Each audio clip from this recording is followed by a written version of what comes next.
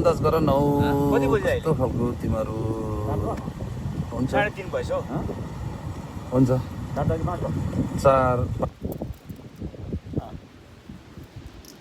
थाक्यो होला नि त।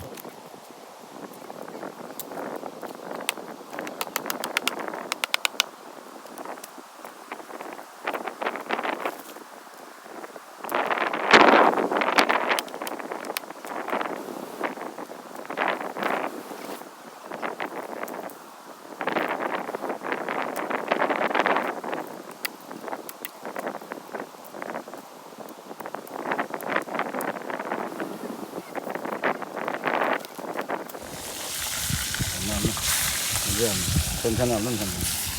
हजुर खोपेर राख्नुपर्छ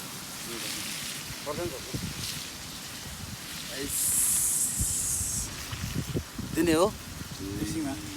बजाउनुपर्छ। त्यसलाई रेडी गर्नु नि यहाँ राख्नु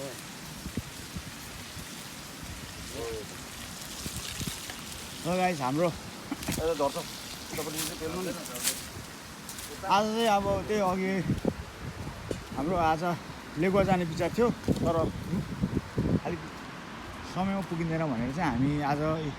यहीँ बसेको र यो पुलेपछि माथि यो चाहिँ यता तल आएपछि एउटा त्यही झोलङ्गे पुल छ टक्कै हामी चाहिँ हाम्रो टेन्ट यहाँ चाहिँ टेन्ट यहाँ छ छ रुखमा बसेको छु त्यसै यसको यहाँको चाहिँ भ्यू चाहिँ यस्तो छ सिन चाहिँ यस्तो छ यहाँ भक्का भक्कै आज नवीन दाइ कुक गरे सबै कुरो दाइलाई त रेडी बनाइदिनुपर्छ ऊ चाहिँ सेफ हो कि पक्का उसबाट स्पेनबाट आएको सेफ अरे कि सबै कुरो अगाडि नै हुनुपर्छ ट्याक ट्याक ट्याक ट्याक ट्याक ट्याक हो पकाउने मात्रै सबै रेडी हुनुपर्छ होइन अनि यो चाहिँ पक्का तपाईँहरूले चाहिँ एउटा कुरो चाहिँ यो चाहिँ कहाँको माछा अरे दाइ यो भक्क त्यहाँ मारेको तमोरको माछा है हामीले मारेको होइन यो हामीले किनेर ल्याएको कि किन राख्नु विनोदले मारेको अघि हिजो नै मारेर बसिरहेको थियो नि टक्कै होइन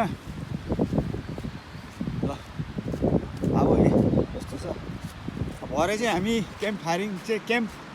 त भइसक्यो फायरिङ चाहिँ हामी यहाँ गर्छौँ कि बुढाहरू पहिला पनि यहाँ मान्छे आउने गर्दो रहेछ मान्छेहरू आउने गर्दा क्याम्पिङ फायरिङ गर्दो रहेछ रेफ्टिङहरू यहीबाट आउँछ होइन डबल ज्याक्लो भेटिरहेछ छिरेको नि अहिले 3:30 बजे होइन हावाले नै एकछिन ढाड सजाउने काम मात्रै एकछिन फेरि उठेर अब के गर्नुपर्ने गर्नुपर्छ हो त्यसै भिडियो चेकिङ हुँदैछ विनोदलाई पक्रिन लाउनुपर्छ हौ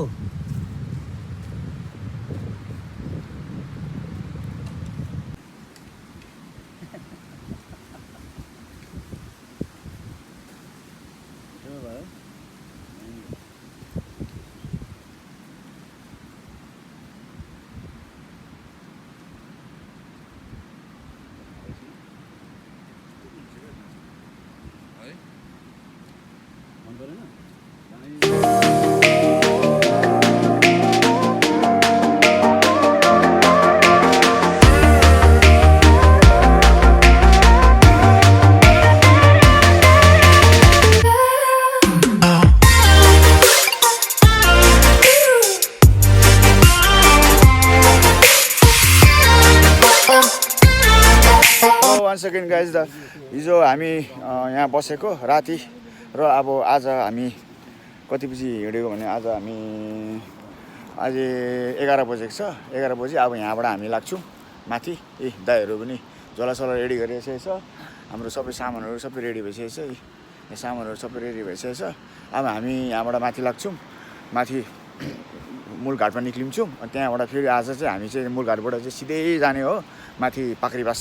हिजोको भ्लगिङ र आजको लास्ट हाम्रो फर्स्ट क्याम्पिङ भ्लग चाहिँ यहीँ सकिन्छ see you guys stay tune and keep watching and keep sharing and keep supporting see you guys